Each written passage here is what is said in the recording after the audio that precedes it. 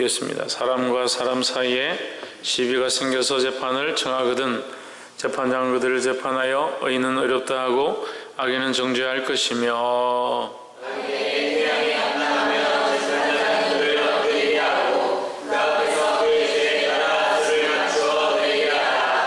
40가지는 때리려니와 그것을 넘기지는 못할지니 만일 그것을 넘겨 과다히 때리면 내가 내 형제로 천히 여김을 받게 할까 하노라. 형제가 동거하거든 그 중 하나가 죽고 아들이 없거든 그 죽은 자의 아내는 나가서 타인에게 시집가지 말 것이요 그 남편의 형제가 그에게로 들어가서 그를 취하여 아내를 삼아 그의 남편의 형제된 의무를 그에게 다 행할 것이요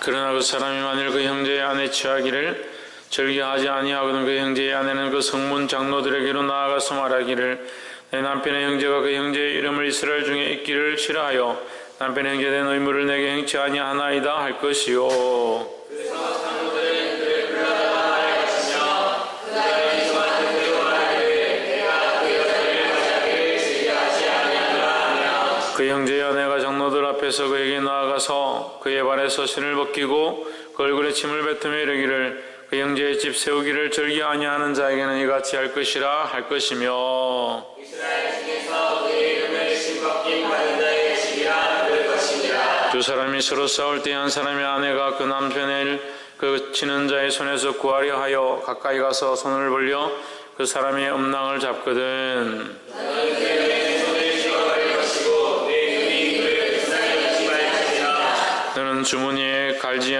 같지 않은 저울추 곧 큰 것과 작은 것을 넣지 말 것이며 내 집에 종류에 곧 큰 것과 작은 것을 두지 말 것이요 오직 10분 공정한 저울추를 두며 10분 공정한 되를 둘 것이라. 그리하면 내 하나님 여호와께서 내게 주시는 땅에서 내 날이 장구하리라. 이런 일들을 행하는 모든 자 악을 행하는 모든 자는 내 하나님 여호와께 화평하리라. 너희가 애굽에서 나오는 길에 아말렉이 내게 행한 일을 기억하라. 곧 그들이 너를 길에서 만나 내가 구원할 때에 내 뒤에 떨어진 약한 자를 잡고 하나님을 두려워하지 아니하였느니라. 그러므로 내 하나님 여호와께서 함께 읽읍시다.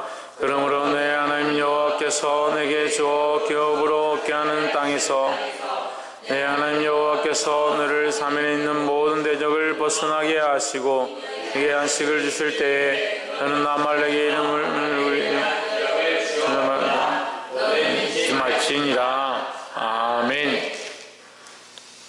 할렐루야. 아멘. 우리 옆에 상행사 합시다. 사랑합니다. 축복합니다. 신명기 25장 말씀 우리와 함께 나누겠습니다.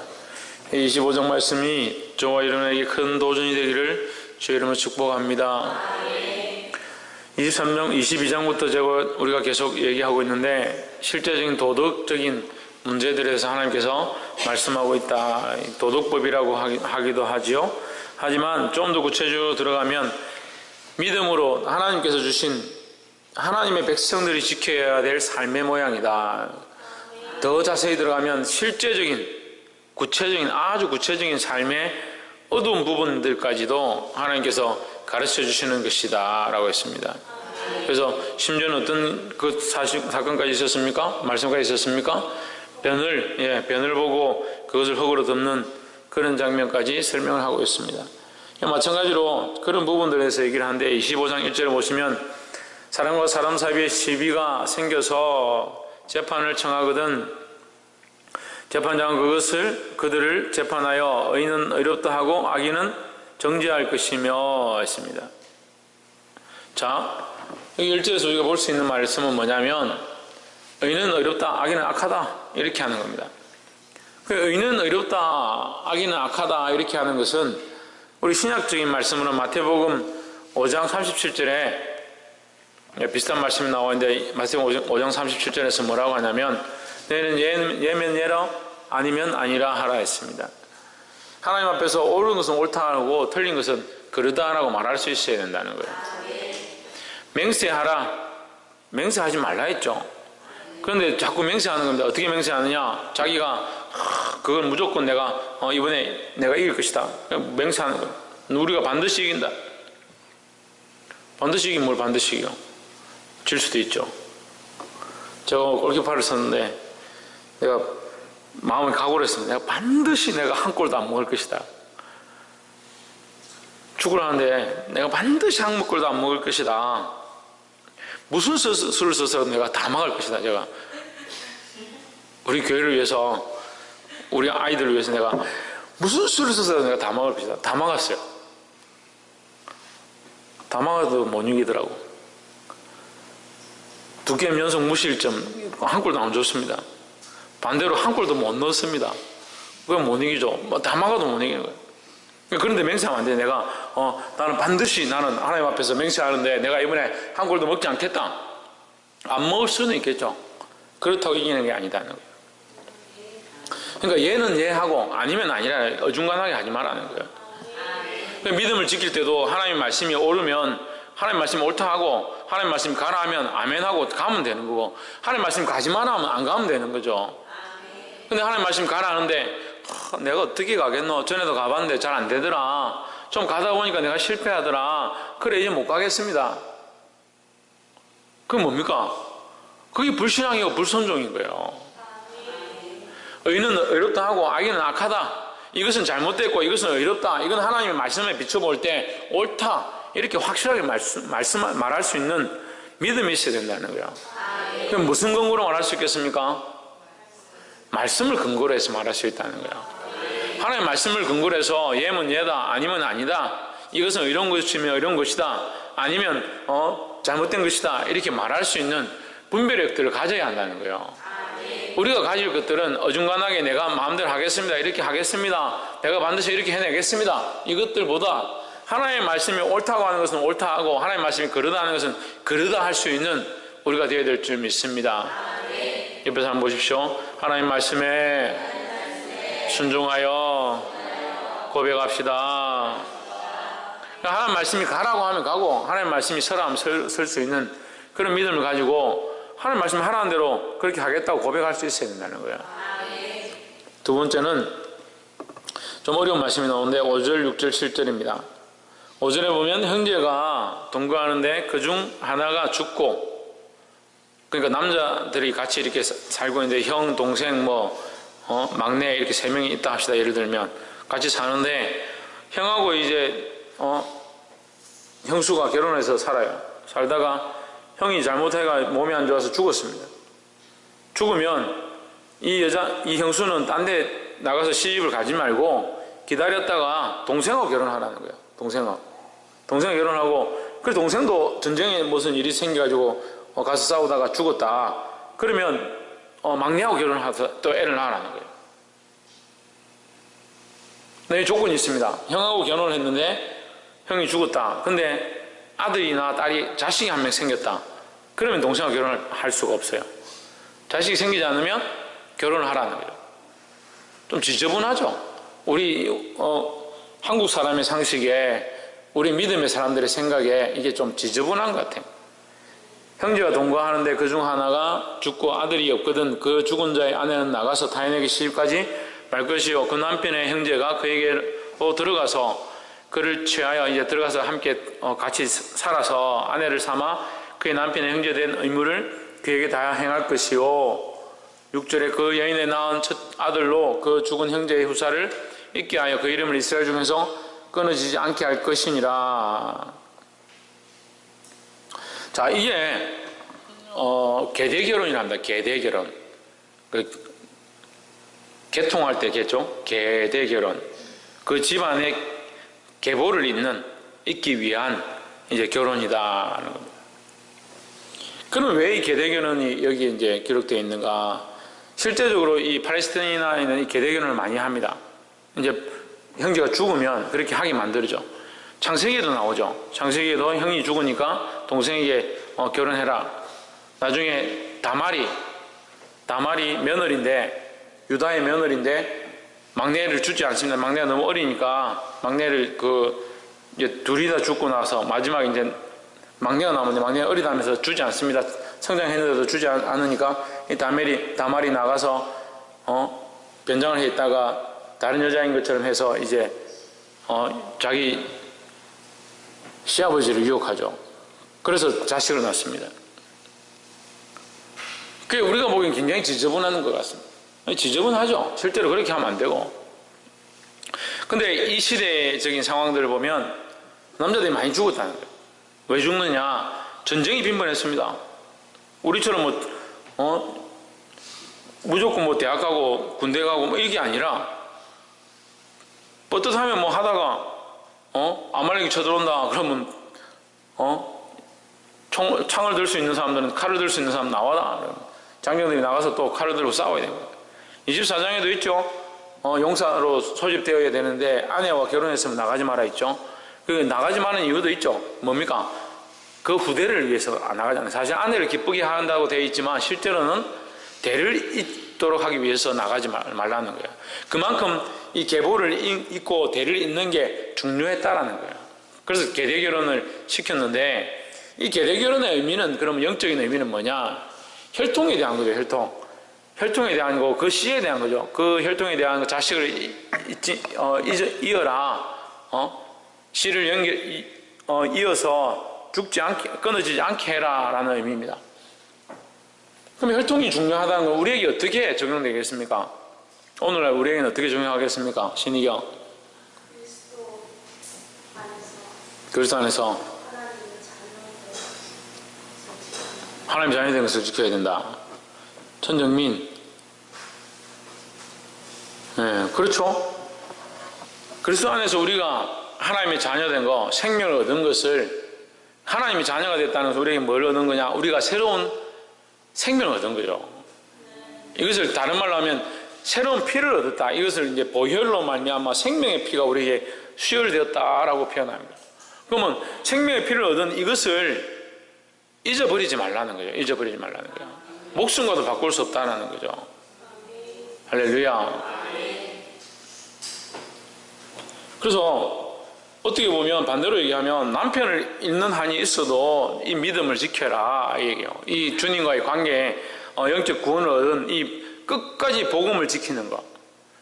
남편이 죽고 둘째가 죽어도 막내와 결혼했으라도 뭘 지켜내야 되느냐? 혈통을 지켜내는 것처럼 우리가 끝까지 어떠한 상황 가운데서도 이 복음에 대한, 이 신앙에 대한 이것을 잊어버리지 않는 것을 말하는 거예요. 끝까지 그래서 복음에 대한 이것을 끊지 아니하고 지켜내서 승리하는 저와 여러분 되기를 주님으로 축복합니다.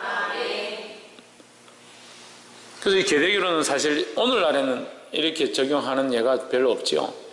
이제 그때 당시에 많은 사람들이 죽고 또 오래 살지 못하고, 지금도 이제 후진국들에 가면 이제 문화나 이제 음식이 좋지 않고 이런 데 가면 빨리 죽습니다. 필리핀에도 선교사님들이 이제 힘들어하는 게 뭐냐면, 제가 이렇게 나눔을 하면서 저한테 선교사님들 얘기를 하시던데, 본인이 이제 선교사로 가서 목사니까 이제 사람들을 가르쳐서 전도사나 이제 부교육자를 세우는 겁니다. 우리 한국 사람들 다 불러서 할 수 없으니까 교회를 조그맣게 지어놓고 이제 거기 있는 현지인들을 잘 가르쳐가 열심히 하는 집사들을 가르쳐서 그 교회 전도사나 이제 목사로 세우는 겁니다. 세워놓으면 오늘날 가보면 이 사람 소식이 들리는데 죽었다는 거예요. 젊었는데 30대 40대밖에 안 됐는데 죽은. 젊어서 잘 죽는 거예요. 그래서 필리핀은 60살 이렇게 살면 오래 사는 거예요. 제가 만난 사람 중에 70 넘은 사람이 없었어요. 제가 일단 지금까지 가서 만난 사람 중에 70 넘은 사람이 없어요. 오래 살지 못하고 또 젊어서 요전한 사람들이 많은 거예요. 그런 경우들이 이제 시대가 원시 시대로 갈수록, 시대가 이제 그런 문명이 발달하지 않은 시대로 갈수록 이제 수명이 짧다는 거예요. 수명이 짧고 전쟁이 많고 질병들이 많고, 그렇게 하다 보니까 이게 대를 이어야 될 때가 많다는 거예요. 우리에게도 적용하면 영적 공격들이 많다는 거예요. 순수 혈통이 없다는 거예요. 순수 혈통이 뭡니까, 최원영? 영적 순수 혈통이 뭡니까? 예수 그리스도를 순수하게 믿는 믿음의 혈통이죠. 오늘 이 시대가 그렇다는 거예요. 시대 사실 뭐 먹고 살기 편하죠. 환경이 좋죠. 물 좋죠. 금수강산에 살고 있죠. 금수강산의 백이민족, 저는 이 단어가 굉장히 멋있어요.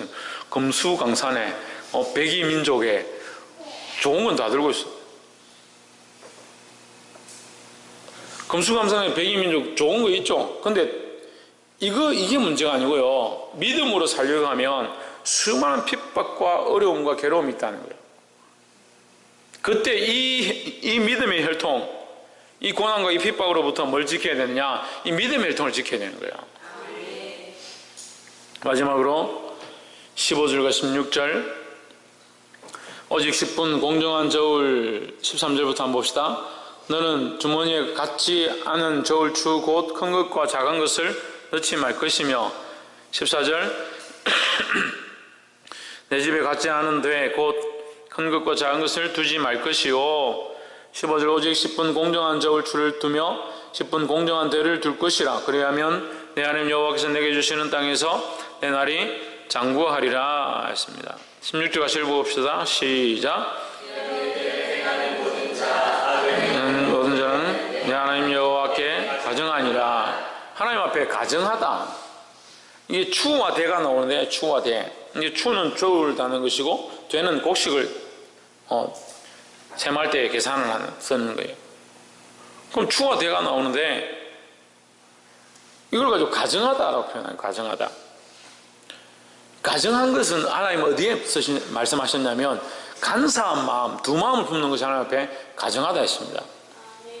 하나님 앞에 두 마음을 품는 거예요. 그게 가정하다. 두 마음을 품는 게 뭡니까? 겉과 속이 다른 거죠. 마음이 말은 이렇게 말하고 속은 다른 생각을 하고 있다. 그게 두 마음을 품은 것이다. 그게 하나님 앞에 가정하다 했습니다. 그러니까 겉으로는 주머니 속에 큰 추와 작은 추를 넣고 있다가 자기가 유리하면 작은 추를 꺼내고, 자기가 불리하면 큰 추를 꺼내고. 그래서 어쨌든 자기가 뭐로 재든 세로로 재든 어쨌든 자기가 이득을 보게 만들어요. 누구를 위해서? 자기를 위해서예요. 자기를 위해서. 우리의 신앙의 패턴과 믿음도 하나님 앞에서 자기를 위해서 살면 안 됩니다. 그래서 교회가 힘들어지고 교회 안에 핍박이 있고 교회가 영적으로 흔들리고 있다고 볼 때 뭐 때문에 흔들리느냐? 이기주의 때문에 흔들리는 거예요. 이기주의 때문에. 아닌 것처럼 하는데 다 각자 자기의 기쁨만, 자기의 즐거움만, 자기의 만족만 쫓아가는 거예요. 그래서 제가 기도하는 사람들한테 제가 가르쳤습니다. 우리는 예배 가운데 은혜를 사모하고 내가 은혜 받으려고 집중하는 것이 아니라는 거예요. 특별히 다른 날은 모르겠지만 주일 예배는 특별히 그래야 돼요. 우리는 봉사자의 중보자의 자리에 서야 되는 거예요. 무슨 중보를 합니까? 다른 영혼들을 위한 중보자의 자리에 서야 되는 겁니다. 내가 이 찬양을 하고 싶고 이 찬양을 더 좋아한다 하더라도 내가 하나님 앞에 이 영혼들에 대한 중보자로 서서 이 영혼들을 하나님 앞으로 이끌기 위한 찬양이 무엇이며 하나님이 이 영혼들을 향하신 거룩한 기쁨의 찬양이 무엇일까?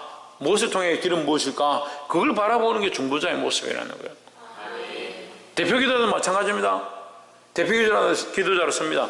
기도를 못해서 대표기도자 세운 것도 아니고 기도를 너무 잘해서 대표기도자 세운 거 아니에요. 자기 혼자서 기도하면 되죠. 잘하면. 왜 세웠느냐? 이 백성들 앞에 하나님과 사이에 중보자로 세운 겁니다. 그럼 누구를 바라봐야 합니까? 하나님 앞에서 이 영혼들을 바라보는 겁니다. 하나님의 눈으로 이 영혼들을 바라볼 때 하나님 이 영혼들을 불쌍히 여기시고 하나님의 받아주시옵소서, 하나님 기뻐 받아주시옵소서 기도하고 하나님 이 영혼들을 향하신 하나님의 뜻들이 무엇인가 보게 해주시옵소서. 그 기도를 해야 되죠. 말씀을 전하자도 마찬가지라고요. 자기의 기쁨과 자기의 즐거움을 위해서 선다면 이 말씀을 제가 왜 이렇게 말하겠냐는 거예요. 저는 늘 그렇게 하지 않은 것들을 보여주고 그렇게 하지 않으려고 노력하고 있는데 같이 훈련받는 사람들은 계속 여전히 그렇다는 거예요. 그래서 제가 책망했잖아요. 다고다고 한다고. 여러분들이 다고다고 한다고요. 다고다고 하는지 모른다는 거예요. 자기 은혜 일주일 내내 기도하러 와가 은혜 받고 또 주일날 오면 또 은혜 받으려고 하는. 도대체 은혜가 모자라서 지금 안 되는 거예요, 여러분? 은혜가 모자라서 여러분이 안 돼요? 하나님의 음성을 못 들어서 안 돼요? 하나님 인도하심이 없어서 지금 이렇게 방황하고 있어요? 배가 불러가 문제죠. 배가 불러가. 이 말씀을 오해하지 말고 들으시길 바랍니다. 자기를 위한 생각들을 가지면 안 되는 거예요. 그러니까 자기를 위해서 계속 추를 2개를 가지고 노는 거예요. 자기가 항상 자기를 위해서 필요한 것들을 꺼내는 거예요. 예배도 자기를 위해서 필요한 것들 꺼내가지고 예배드려. 예배의 주인은 하나님인데 내게 은혜가 없어도 하나님 앞에 영광을 돌려야 되죠. 그리고 이미 구원받은, 이미 하나님의 은혜를 입은 우리는 하나님이 세우신 제사장들이에요. 제사장들이 고기를 짐승을 잡아서 제사를 드릴 때 하나님 앞에 드리고 떨리는 이 백성의 죄를 들고 와서 피를 쏟고 하나님 받아주십시오 이렇게 하고 이 백성의 죄를 지고 슬픈 마음으로 이 백성의 죄를 지고 하나님 이 영혼들 불쌍히 해주십시오 그런 자세로 나아가야 되는데 백성이 재물들과 피를 흘린 거 그걸 들고 하나님 앞에 와가지고 내 은혜 좀 주십시오 하나님 내게 지금 마음의 위로함을 좀 주십시오 내게 지금 좀 충만함이 좀 있으면 좋겠습니다. 언제까지 그럴 거냐 언제까지. 고백은 왕같은 제사장이요 거룩한 나라요 하나님의 소유된 백성이요. 말은 얼마나 그렇고 잘합니까. 성취에 대하니까 1등 하더만은.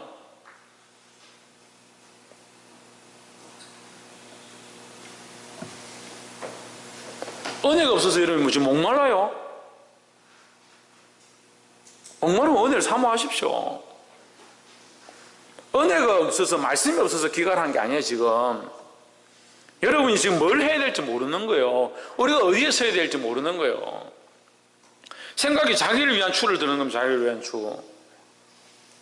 자기를 위해서 예배하고 자기를 위해서 기도하고 자기를 위해서 찬양하고 헌금도 자기를 위해서 하는 거예요.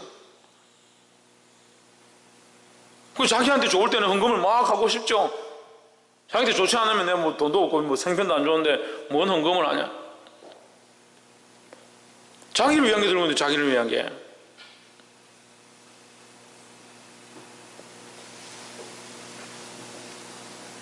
이것과 앞에 우리가 연결했던 말씀과 앞에 말씀과 연결이 돼요. 자기가 주인 되는 겁니다. 자기가. 예배의 주인이 누가 되어야 된다? 하나님 되셔야 된다고요. 이 개념들을 우리가 바로 세우고 있어야 됩니다.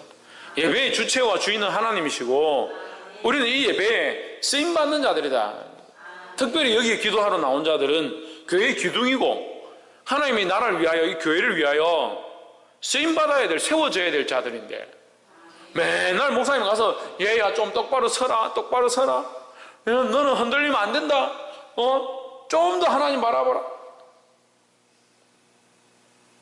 제가요 은혜가 좀 더 필요합니다. 지금 은혜가 좀 더 필요합니다. 저기 좀 하나님의 기름 부으심 좀 더 있으면 좋겠습니다. 그럼 기름 부으심 없으면 지금 천국 못 가요? 여러분 이제 지금 기름 부으심 단절되면 천국 못 가요? 신희경 천국 안 갈 것 같아요? 못 갈 것 같아요? 잘 모르겠어요. 기름 부으심하고 구원하고 똑같은 거예요? 근데 왜 잘 몰라요?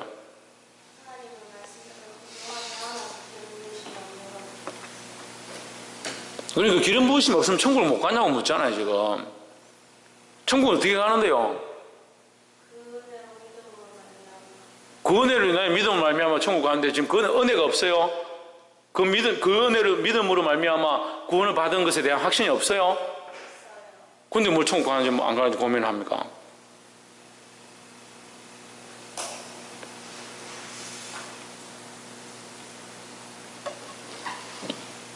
남으세요? 수업 가지 말고 남으세요. 목사님 말씀 제일 안 듣는다니까.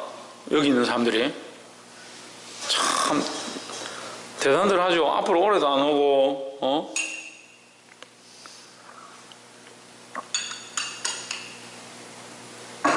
천국 가는지 안 가는지 그것도 지금 불명하게 해가지고 어떻게 지금 한다는 겁니까? 근데 왜 모른다 그래요?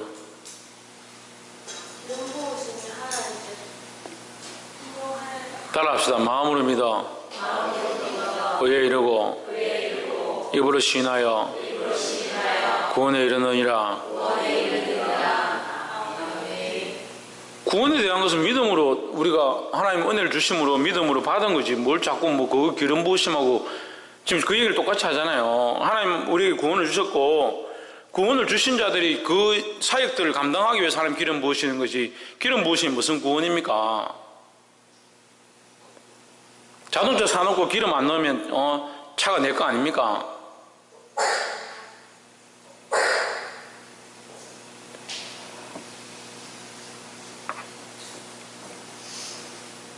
그게 이기주의라니까, 이기주의. 하나님 앞에 사역자들로 세워줘서 지금 사역을 하는데, 지금 사역을 하는 거라니까요? 자식을 낳았습니다. 정하지 사님 자식을 낳았습니다. 자식을 왜 낳았습니까? 하나님 앞에서 자식은 뭐예요? 근데 자기 거라 생각하면 어떻게 돼요? 그게 이기주의죠. 자식을 낳았습니다. 하나님 내게 주신 겁니다. 나는 뭡니까? 이 자녀들을 향한 사역자예요.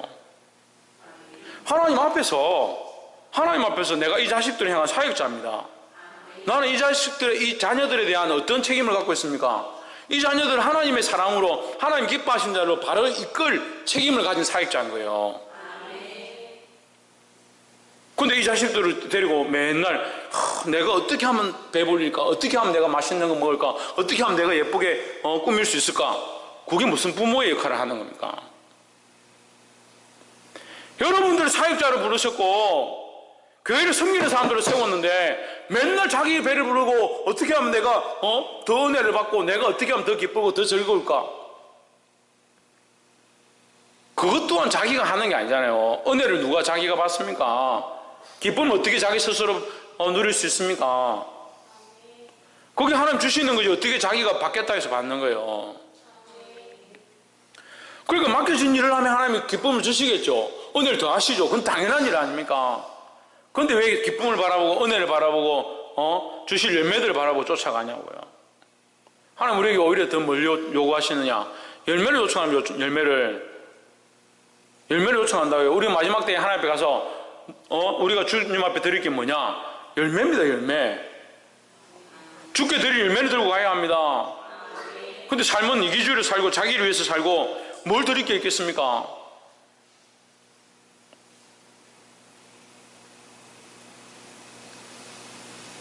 교사들로 세워진 자도 마찬가지예요. 하나님 앞에서 이 영혼들에 대한 책임으로 나를 세운 거예요. 책임자로, 사역자로 세웠습니다. 이 영혼들을 위한 책임자로 세웠는데 자기가 뭘 은혜 받을까, 내가 뭘 기쁠까, 뭘 즐거울까? 지금 애들은 와가지고 침 흘리고 장난치고 지우개로 연필로 색칠하고 종이 다 찢어놓고 의자 다 빵꾸 내놓고 저끼리 끝나고 게임 뭐 할까 그렇게 고민하고 있는데 자기는 주여 나는 주님만 바라봅니다. 오늘 이 은혜를 내게 부어주시고.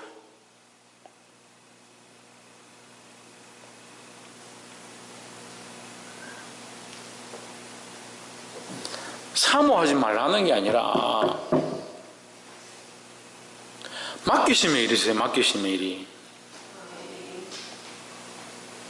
이미 구원을 얻은 자들이 지금 뭘 바라봐야 되냐? 다른 영혼의 구원을 바라봐야 되냐? 주일날 오해 얘기했잖아요. 다른 영혼들을 생각하라고. 그게 하나님 앞에 가정이 여기는 거라. 가정이 여기는 거.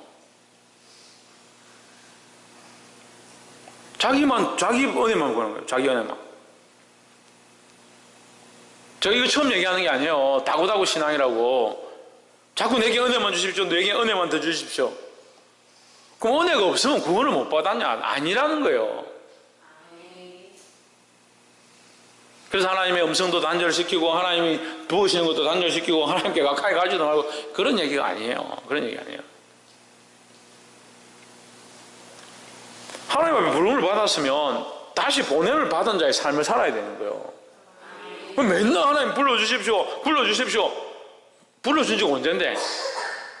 불러준 지가 언젠데 아직도 불러달라고 그렇게 하냐고. 지금 뭐 해야 되는데요? 보냄을 받은 자의 삶을 살아야 된다니까요.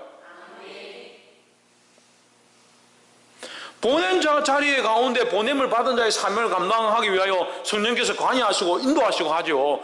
사도행전을 보세요. 누가 앉아서 주님 내게 은혜를 주십시오, 내게 성령의 충만을 주십시오. 누가 그렇게 하고 있냐? 누가? 한국 교회가 썩어 문드러진 것도 그거에 마가다락방에 앉아서 지금도 기도만 하고 있는 거예요. 이미 은혜를 얻었고 구원을 얻었고 지금 나가서 복음을 위하여 복음을 전하고 서대방과 같이 복음의 사명을 감당하다 돌에 맞아 죽어도 하겠다 해야 되는데 돌에 맞는 거 싫다. 복음 전하다 신랑한테 한 소리 듣는 그런 거 싫다.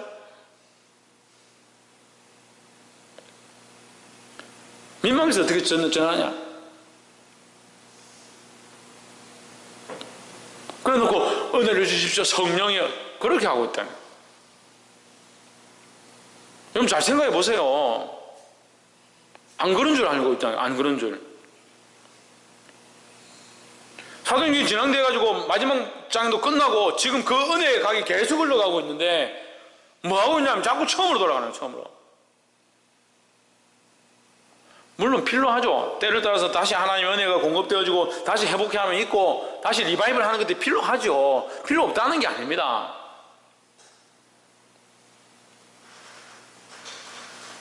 하지만 하나님께서 부르신 이 콜링에 대한 거 잊어버렸습니다. 사역자로 부르시는 거 잊어버렸습니다. 중보자로 서야 될 것들 잊어버렸습니다. 맨날 젖 먹는 어린애도 아니고 그리스도를 믿어 온전케 함으로 자라가야 될 사람들이 맨날 젖 먹는 어린애 돼가지고 단단한 음식을 먹지 못해요. 입술로는 거룩한 나라요 제사장이요 하나님의 소유된 백성이요. 그리고 그 다음날 물어보면 내가 소유된 백성인가? 내가 천국 가는가?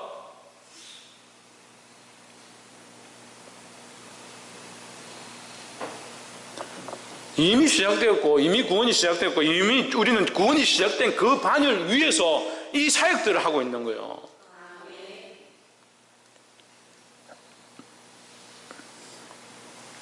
사랑하는 성도 여러분, 두 추와 두 가지 되를 주머니에 넣지 마십시오.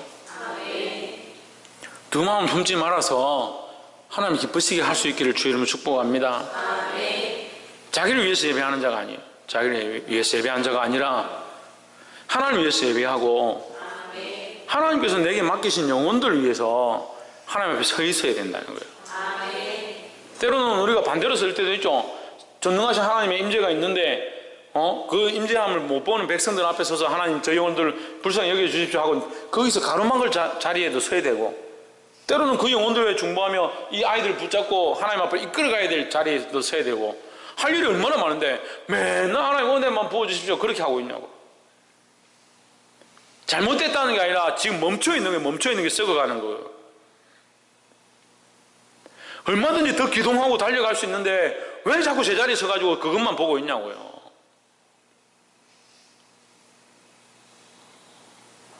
하나님은 안 바라보는 게 아니에요. 여러분이 하나님 안 바라보는 게 아니에요. 잘못된 관점에 서 있고 그런 것들을 자꾸 사랑하다 보니 사모하다 보니까 하나님에 대한 관점들이 빗나가는 거예요. 빗나가는 거. 누가 기뻐하겠습니까? 그렇게 만드는 거예요. 그렇게. 그럼 그랬기 때문에 천국에 안 못 갑니까? 그렇게 자꾸 우리를 혼탁하게 하는 거예요. 헷갈리게 만드는 거예요.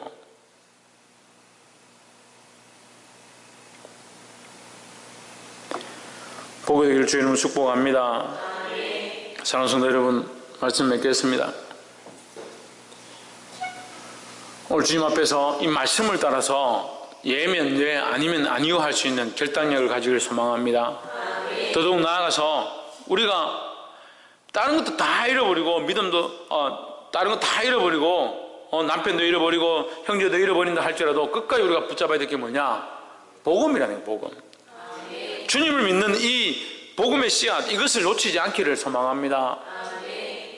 마지막으로 우리 안에 이 이기심 간사한 생각 이건 하나님이 어떻게 보신다? 가정이 여기신다는 거예요. 자기를 사랑하는 자기를 위하는 마음을 벗어버리고 주님 앞에 서서 하나님이 기쁘시게 하고 내가 오히려 좀 손해를 보더라도 이 영혼들에게 은혜를 베풀 수 있는, 하나님의 은혜가 나를 통해 흘러가게 할 수 있는 자들이 되어야 합니다. 자꾸 은혜가 흘러오면 나만 충만하게 받고 나만 기쁘면 되지.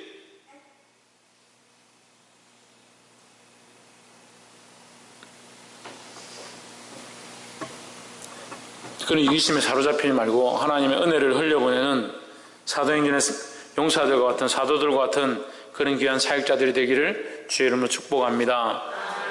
기도하겠습니다. 다시 한 말씀을